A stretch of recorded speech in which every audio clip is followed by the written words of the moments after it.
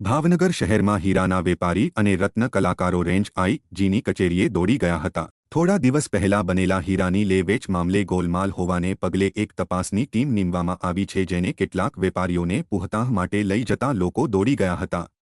Diamond association દ્વારા આક્ષેપ કર્યો હતો કે હીરાના વેપારીઓની કોઈ સામેલગીરી નથી। આમ છતાં ભાવનગર એલસીબી દ્વારા અગાઉના ફરિયાદીને પોલીસ ઉઠાવી 5 થી 6 કલાક સુધી નિવેદન નોંધવા માટે બેસાડી રાખે છે। હાલમાં હીરાના વેપારી શૈલેષભાઈ ભગવાનભાઈ ડોંડા અને હર્ષદભાઈ ગુણવંતભાઈ અવૈયાની ધરપકડ કરવામાં આવી છે, જેથી હીરાના વ્યાપારીઓ રોષે ભરાયા હતા અને આઈજી કચેરીને ઘેરાવ કર્યો હતો।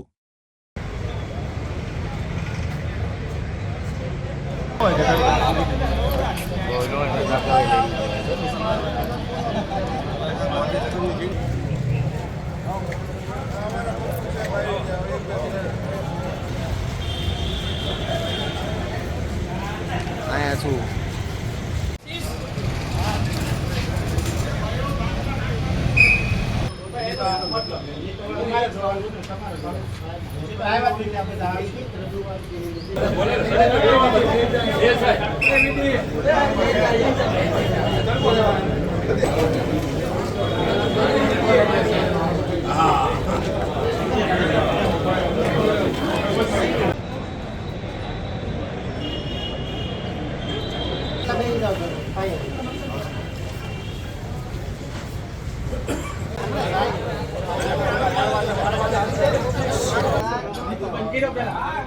બંધ કરો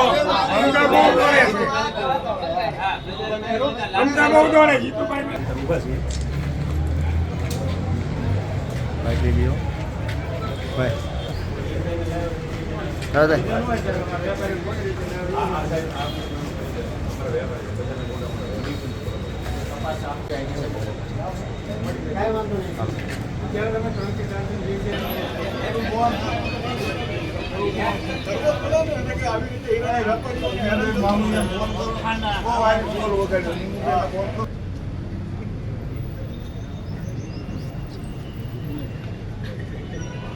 મારું નામ નવનીતભાઈ પટેલ।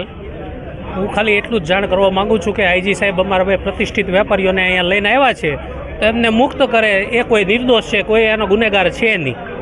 અમારું આજ આઈજી સાહેબને નિવેદન છે। આઈજી સાહેબની કચેરીએ આવ્યા છીએ। ઘેરાવ અમારા બે પ્રતિષ્ઠિત વેપારીઓને લાવ્યા છે એ માટે। એમનો કેસ એવો છે કે એમણે માલ માર્કેટમાંથી લીધો છે, બજારના ધારાધોરણ મુજબ જ લીધો છે। સામેની વ્યક્તિ જે છે ઉઠી ગયેલી વ્યક્તિ છે રમેશ વૈષ્ણવ, જે માણસ 5 વર્ષથી માર્કેટમાં ધંધો કરતો હતો, એમની પાસેથી માલ લેવો એ કાંઈ ગુનો છે નહીં।